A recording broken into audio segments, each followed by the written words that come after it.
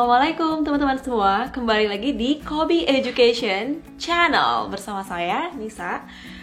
Dan kali ini aku akan meneruskan pembahasan sebelumnya tentang persiapan beasiswa Stipendium Hungaricum dan Turki Burslari. Well, berdasarkan pengalaman waktu momen persiapan ya, jadi setelah gagal di tahun 2018, aku memutuskan untuk lanjut persiapan beasiswa di tahun 2019. Nah, di situ di awal tahun itu banyak banget beasiswa yang buka, ya. Jadi pantengin aja gitu, waktu itu aku dapat info tentang beasiswa Stipendium Hungaricum. Kalau nggak salah buka sekitar 15 atau 16 Januari. Nah, di situ aku belajar dari kegagalan sebelumnya. Aku coba revisi berkas-berkas yang dulu sempat gagal di beberapa beasiswa di tahun 2018. Nah, untuk beasiswa Stipendium Hungaricum sendiri, kalian bisa banget kepoin di studyinhungary.hu. Di website itu banyak informasi yang sangat bermanfaat, mulai dari buku panduan dan juga ada finding course atau course finder. Tinggal diklik, kalian bisa klik nama nama course-nya apa, kemudian universitasnya apa, dan apakah ada untuk master atau bachelor atau PhD. Karena Stipendium Hungaricum ini sendiri, apalagi sekarang yang tahun ini itu terbuka buat S1, S2, dan S3, dan banyak banget jurusannya, sangat diverse. Bisa ada yang di sini, teman-teman ada yang di Hungary, karena aku lagi studi di Hungary sekarang, tepatnya di Corvinus University of Budapest. Nah, jadi di teman-teman di Hungary ini sendiri ada yang mengambil environmental studies, misalnya ada yang international relations, business, food science, kayak material science, ada yang mathematics, so science, social, politics, ekonomi, semuanya ada gitu. Silakan dicek. Nah, di situ kembali lagi aku merevisi berkas-berkas gitu kan, dan aku pantengin lah kriteria-kriterianya untuk stipendium. Dan stipendium ini hampir sama gitu ya dengan beasiswa lain, yang pasti membutuhkan motivation letter, recommendation letter, terutama untuk PhD ya. Kalau di stipendium ada master yang tidak membutuhkan, tapi kembali lagi tergantung ke jurusan. Kemudian juga kebetulan aku study plan nggak diminta ya kalau di stipendium, jadi itu nggak ada. So itu lebih memudahkan kalian untuk berkasnya, dan juga ada tes kesehatan. Itu sih motivation letter, recommendation letter, tes kesehatan, IELTS tentunya ya, dan kemudian tes kesehatannya itu juga tidak harus di rumah sakit, bisa juga di puskesmas. Dan juga waktu itu yang wajib biasanya tes hepatitis A, B, dan C. Oke, teman-teman, di Stipendium Hungaricum inilah aku mencoba merevisi motivation letter dan recommendation letter yang aku pernah buat sebelumnya, misalnya waktu buat Erasmus. Misalnya revisinya adalah simple, mulai dari di bagian introduction yang awalnya misalnya aku bilang kayak apply for jurusan master's degree at mana, university apa, pastinya yang awalnya di universitas yang ada di negara-negara yang menjadi ya negara tujuan Erasmusku, tentu aku ganti gitu di situ, dan ya, diganti dengan yang di Hungary. Terus juga di body paragrafnya misalnya pengalaman aku sebelumnya yang dulunya mungkin aku lebih coba relatekan dengan yang akan aku apply di Erasmus. Misalnya di Erasmus aku mau ambil tentang international development. Tentu pengalaman aku di S1 yang berhubungan dengan development lah yang mungkin lebih aku highlight gitu kan dari sekian banyak mata kuliah HI. Nah, di situ juga aku pilih gitu kan, misalnya aku coba join manajemen proyek pembangunan, kemudian development studies. Tapi ketika aku ngambil di stipendium, karena di sini adanya jurusannya International Relations dan konsentrasinya diplomasi, maka tentu aku gantikan biar lebih relate. Misalnya aktivitas aku ketika kuliah dan kerja yang berhubungan dengan diplomasi, terutama diplomasi ekonomi. Nah, jadi teman-teman bisa revisi dikit di situ di body paragraph. Ya lumayan sih kalau di body paragraph ya. Kalau yang minor tadi di introduction-nya. Sama banyak juga kalau yang awalnya motivasi mau ke negara tujuan yang Erasmus, aku juga daftar di Australian Awards dan juga ditolak di tahun sebelumnya. Jadi aku juga ganti kenapa ke Hungary, yang awalnya kenapa ke Aussie gitu kan. Terus kenapa harus di Corvinus, kenapa bukan misalnya di universitas lain walaupun sama di Hungary misalnya, karena aku cek, oh ternyata kalau di Corvinus itu memang butuh riset ya teman-teman. Jadi aku riset, oke, kalau di Corvinus itu HI-nya lebih ke diplomasi ekonomi, ada mata kuliah ekonominya yang aku juga tertarik di sana. Sementara kalau di misalnya University of Saget itu lebih ke keamanan, lebih ke hukum internasional misalnya. Jadi bisa menjadi pertimbangan juga kenapa harus di universitas itu. Lebih baik lagi ketika teman-teman bisa menemukan findings ya. Kalau misalnya di universitas itu ada misalnya ada kayak klub yang membahas tentang riset kalian misalnya, dan kalian interest untuk join the club, itu lebih detail dan membuat si pemberi beasiswa itu begitu yakin kalau kita benar-benar mau ke sana. Oke. Nah, jadi aku revisi lah dari motivation letter. Recommendation letter juga tipis-tipis sedikit ya. Dulu aku tetap menggunakan pembimbing yang sama karena background beliau itu juga HI tentunya, dosen aku, walaupun memang beliau itu lebih konsentrasinya ke development studies, tapi at least bisa gitu ya, karena kedekatan, maksudnya dulu pemberi rekomendasi aku ini adalah beliau adalah dosen penguji aku waktu ujian waktu udah lupa ya sekarang namanya, dosen penguji aku waktu ujian skripsi, kemudian juga beliau jadi dosen di beberapa mata kuliah. Salah satunya European Regional Studies. That's why aku tetap ngerasa beliau inline dengan menjadi pemberi rekomendasi aku untuk di Hungary. Nah, jadi itu yang tidak begitu banyak perubahan ya di recommendation letter. Paling kalau tes kesehatan ya wajib aku tes lagi sih, karena kayak udah kedaluarsa gitu tes kesehatan aku waktu yang buat LPDP. Cuman enaknya ini di Hungary ini kita bisa ke puskesmas, jadi nggak harus dari rumah sakit. Yang penting ada statement dari dokter dalam bahasa Inggris yang menunjukkan bahwa kita sehat dan memenuhi kriteria-kriteria standar kesehatan yang diberikan oleh pemberi beasiswa dari Hungary, atau kita sebutnya adalah Tempus Public Foundation. Nah, jadi aku ke puskesmas, terus minta tolong dokter yang di sana, dan baik banget dokternya mau. Terus ya udah tinggal kayak dicentang-centang.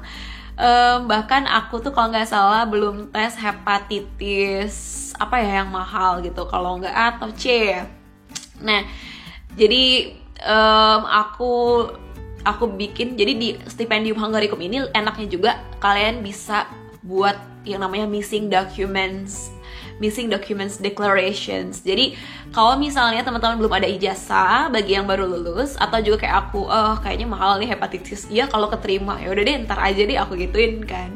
Jadi aku bikin missing document declaration yang aku menstatekan kalau aku baru akan tes gitu hepatitis dan masih menunggu hasilnya bisa lama. Jadi aku pengennya ya nanti keterima dulu beasiswanya baru aku langsung tes kesehatan gitu. Dan boleh gitu, bahkan kalau ada yang masih proses mau tes IELTS atau udah tes IELTS tapi menunggu hasil, itu kalian bisa menyusul. Cuman mungkin kalau kesehatan kan nggak begitu krusial ya, jadi bisa nyusul kayak ijazah. Sementara kalau menurut aku krusial sih kalau IELTS, mending udah ada juga sih kan, mau dinilai juga, mungkin dipertimbangkan juga kan nilai IELTS-nya. Jadi sayang kalau nggak mencantumkan, itu aja. Nah, paling itu yang dites lagi. Nah, itulah yang aku lakukan ketika gagal, dan akhirnya aku merevisi, melengkapi yang belum. ada dan juga apply. Nah, setelah apply di Stipendium Hungaricum, belajar dari kegagalan sebelumnya, aku tidak mau menunggu begitu lama gitu kan, karena satu beasiswa aja itu pengumuman kayak keterima berkasnya dan masuk ke tahap interview aja tuh kayak sebulan, 2 bulan, bahkan kayak ada yang 3 bulan. So, daripada dilema ya kan, galau gitu, kayak cari jodoh. Nah, jadi kayak ya udah deh, aku coba apply aja peruntungan lain, tebar jaring gitu kan, ke yang mungkin akan memberikan beasiswa gitu. Ya, akhirnya aku coba searching dan bener banget setelah Januari itu Stipendium Hungaricum, Februari itu ada beasiswa Turki Burslari. So, that's why aku apply ke beasiswa Turki Burslari juga karena ada jurusan HI-nya. Ya kayak sebelumnya aku coba revisi recommendation letter lagi, kemudian motivation letter, sama kayak di Stipendium Hungaricum. Bedanya kalau di Turki Burslari ini emang ada khusus application form yang isinya tuh ada namanya letter of intent, dan juga kayak kita ditanyakan kayak research proposal kita. Jadi udah harus mempunyai gambaran kita nanti mau ngangkat tentang apa.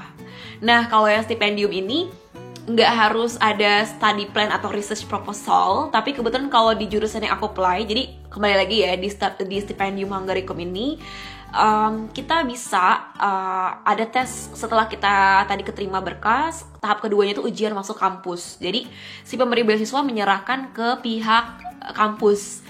Nah, pihak kampus ini tinggal berhak bisa memberikan ujian atau interview. Nah, dan di stipendium ini bisa milih 2 kampus. Jadi aku pilihan pertamanya di Corvinus, pilihan keduanya di University of Sagan. Nah, ternyata beda. Kalau yang Corvinus itu meminta aku untuk membuat paper tentang ya diberikan topiknya dan kriterianya, kemudian yang kedua interview.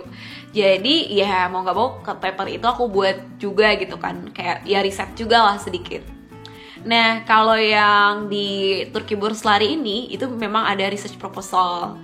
Well, karena agak mepet, aku taunya ya kalau Turki Burslari ini buka. Jadi, ya aku secepat-cepat dan seadanya gitu sih, nggak serapi yang stipendium gitu. Bahkan ya udah deh, aku research proposalnya aku gunakan kayak skripsi aku yang dulu gitu. Nah, jadi itu yang aku lakukan, ada yang aku revisi tadi. Tara, dan 2 selesai.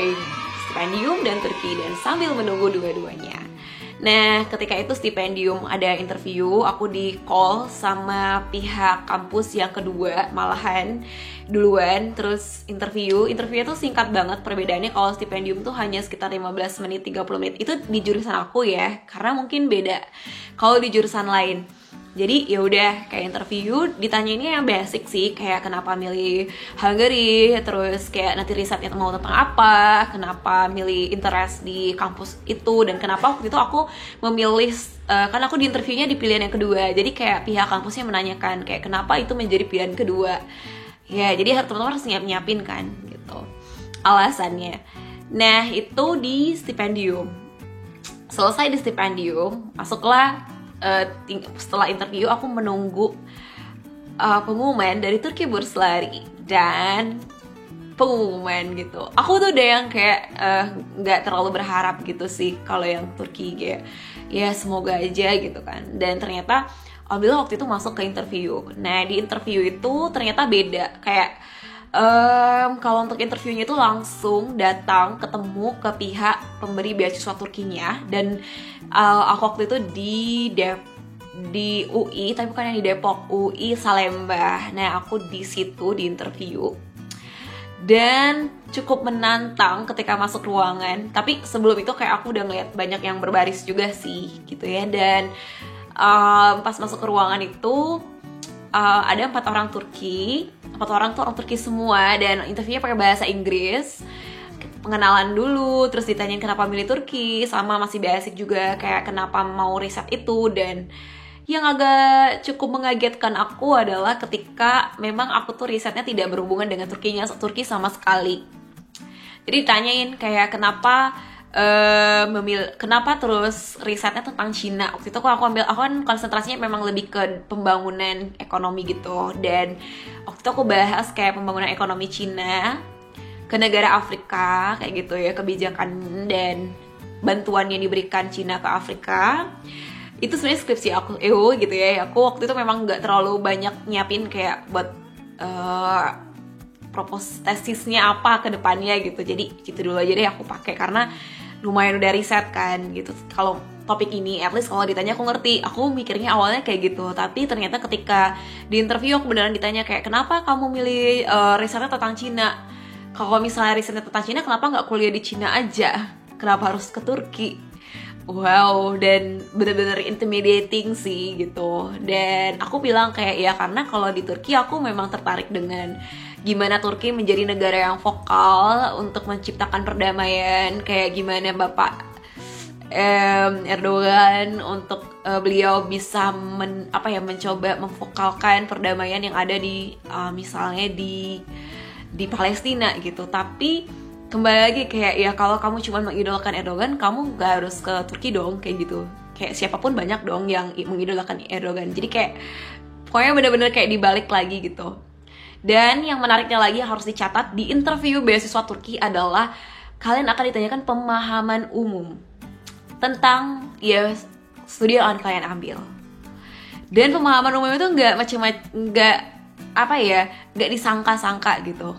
Kayak aku bahkan ditanyakan kapan pertemuan ASEAN pertama kali dilaksanakan dan di mana.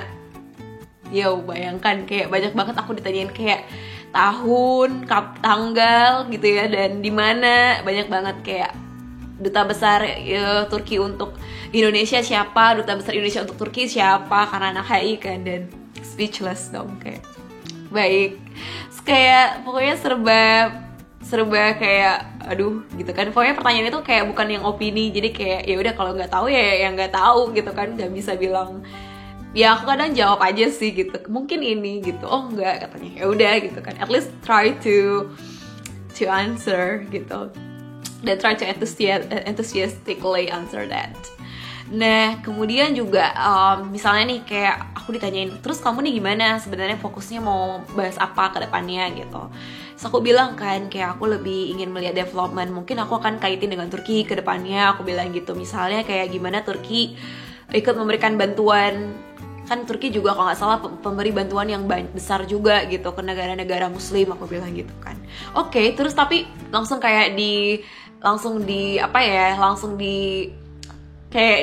diserang ya, mungkin kayak aku tuh langsung kayak direspon sama bapaknya gitu kan. Si interviewnya tuh cowok semua sih, ada bapak-bapak, ada yang cukup berumur gitu. Dan terus ya aku ditanyain kayak oke, Turki pendonor keberapa peringkat di dunia? Kayak hello, kayak ya gimana mau tahu ya, maksudnya kayak sespesifik itu gitu. Itu yang bikin aku kaget, dan aku ngerasa kayak oke, kayaknya nothing tulus, kayak aku nggak bakal keterima deh di beasiswa Turki gitu, dan nggak berharap lebih setelah itu. Tapi lesson learned ya, ketika kita udah pasrah gitu kan, kayak ya udahlah nothing tulus aja. Aku berharap besarnya sih di stipendium sih, yang kayak cukup optimis gitu, semoga keterima gitu. Dan ternyata iya, stipendium alhamdulillah keterima gitu. Dan beberapa bulan kemudian, ya sebulan kemudian kayaknya setelah stipendium keterima deh, nggak nyampe. Jadi kayak stipendium tuh biasanya kan tadi awal bukanya kan pertengahan Januari, kemudian pengumuman tuh kayak Maret, April. April awal aku tuh interview, Juni kayaknya pengumuman. Jadi kayak setelah 3 hari setelahnya aku udah pengumuman sih sebenarnya, kayak dari kampusnya tuh udah keterima. Cuman kata kampusnya tergantung pemberi beasiswanya gitu. Jadi kayak sudah terintegrasi kalau stipendium ini. Nah terus pengumuman officialnya itu kalau nggak salah bulan Juni akhir, atau iya kayaknya Juni atau Juli.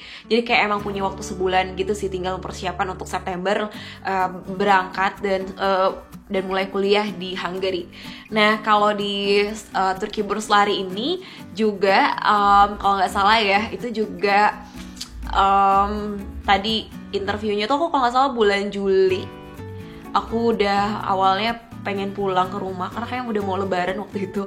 Tiba-tiba ada pengumuman dan aku harus mengundurkan penerbanganku dan menambah lagi, padahal aku dapat kayak tiket yang murah.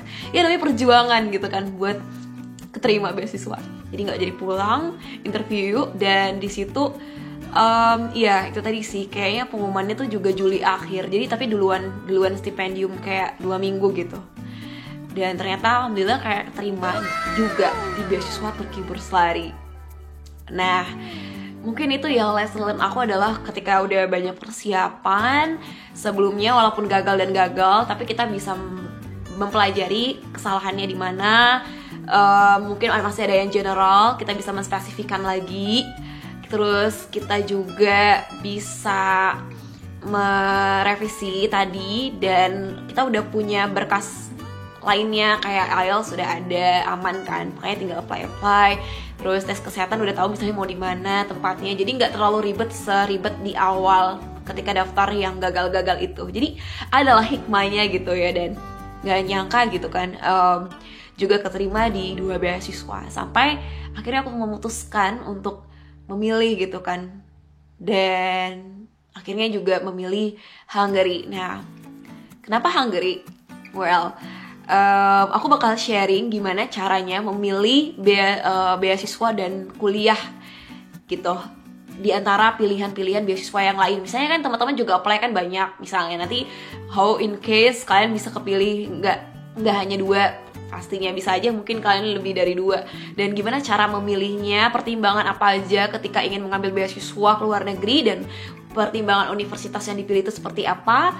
Next di channel berikutnya, jangan lupa like, comment, share, and subscribe di Kobi Education Channel.